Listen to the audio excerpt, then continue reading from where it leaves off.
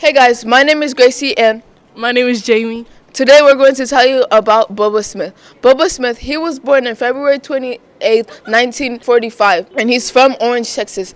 And also, he's a professional football player and an actor. He played 9 years in the NFL with the Baltimore Colts, the Oakland Raiders, and the Houston Oilers. he went to Michigan State University, where he twice earned All-American honors on the Lions football team. Thank you!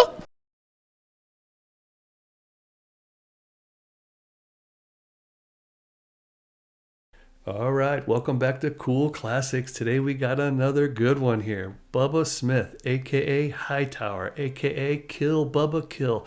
You don't know all these facts, so let's go right into it.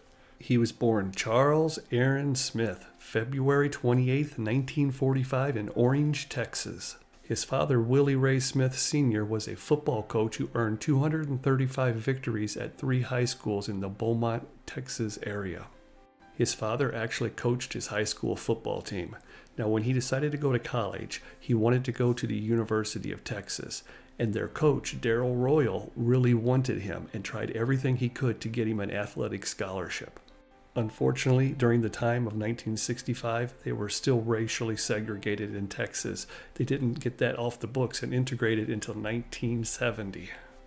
He says that the situation at the University of Texas motivated him to become a much better player. So when he was accepted into Michigan State, he swore he was going to go all in.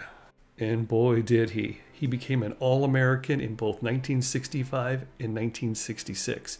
He also developed the fan nickname and chant of Kill Bubba Kill. Every time he would enter the field, that's what you heard the whole stand saying. He became the most popular athlete at Michigan State and one of the most popular in the entire country for college football. In the final game of the 1966 season, they went head-to-head against Notre Dame, who had a record of 8 wins, 0 losses, and 0 ties. The Michigan Spartans and Bubba had a record of 9 wins, 0 losses, and 0 ties. The matchup was hyped as the college game of the century. Early in the first quarter, Bubba tackled Notre Dame's starting quarterback and gave him a separated shoulder. They had to replace him for the remainder of the game with their backup. And Smith later says, that guy was a little bit more slippery and harder to catch. I couldn't get a clean hit on him. Now just remember, Bubba is 6'7", 265 pounds. When he hit you, you're lucky if all you got was a separated shoulder. The game finished with a 10-10 tie. It's kind of weird to think about ties in football nowadays, but that's what they had back then, and it had to go to final voting. And of course, Notre Dame won the national championship in the vote, which is still up to debate to this day. But one thing that's not up for debate is that Bubba Smith is in the College Football Hall of Fame. After his performance in the College Football Game of the Century, Bubba entered the NFL Draft, where he was picked number 1 overall by the Baltimore Colts. It didn't take long before Bubba became one of the best defensive ends in the entire NFL. He ended up taking the Colts to the Super Bowl 2 times within the first 5 years. Super Bowl III, where they lost to the New York Jets, and just 2 years later, Super Bowl V, they won it all. Bubba ended up being selected for All-Pro 1 year, All-Conference for 2 years, and was invited for 2 Pro Bowls. His legacy is the inspiration behind the documentary Through the Banks of the Red Cedar. He ended up playing for 9 seasons in the NFL. Unfortunately, during that time, he did receive some very bad injuries, one of which happened when he ran into a solid steel pole the NFL was using at the time to mark yardage. Now, after he retired from the NFL, he wanted to get into acting. At first, he was having a hard time. He couldn't land any parts. But then he got picked to be on an episode of Taxi, which he said enthused him. So he started going to all kinds of auditions. He went in for this movie part, and come to find out, it was with Burt Reynolds. And Burt Reynolds is a huge football fan, played football himself. And he goes, "Oh my God, Bubba Smith, you're in the movie. I need you." The movie was called Stroker Ace, and Bubba played part of Burt Reynolds' pit crew. It's a race car movie. So that was 1983. And that turned out to be his big break, because the next year, 1984, he was cast to play Cadet Moses Hightower in the movie Police Academy.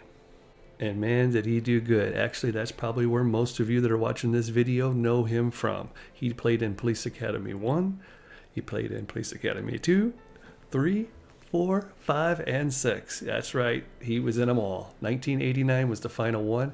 1990, he went in and played Gremlins 2, The New Batch. He got to play himself in that one, which actually he got to play a few other times in other series.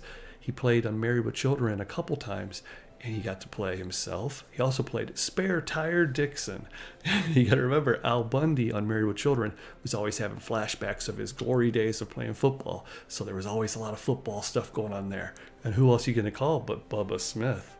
You know, eventually he put out his own autobiography, and the title was called Kill Bubba Kill. Of course, he still loved that chant that everybody used to yell. You know, it was kind of ahead of its time because this was published in 1983. And he still talked about like head injuries and getting like knocked silly and stuff on the football field. So that's concussion syndrome he's talking about there, but way before anybody else was. Bubba continued to find acting work throughout the years. He was also very involved in a lot of charities. Sadly, on August 3rd, 2011, Bubba was found deceased in his Los Angeles home. He was 66 years old. An autopsy was performed and the official cause of death was listed as heart disease. His heart weighed more than twice that of an average similar-sized male. On May 24, 2016, it was announced that Smith had suffered from the brain disease chronic traumatic encephalopathy, also known as CTE, a neurodegenerative illness affecting unknown numbers of former athletes in contact sports.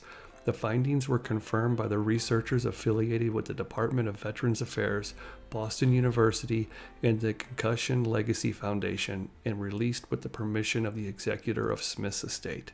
According to the Concussion Legacy Foundation, on a scale of 1 to 4 used by the neuropathologist to examine Smith's brain, Smith had stage 3 CTE. Now remember, he was talking about this himself in 1983, long before they even had the term or anyone else was mentioning this. It seems he knew it the whole time.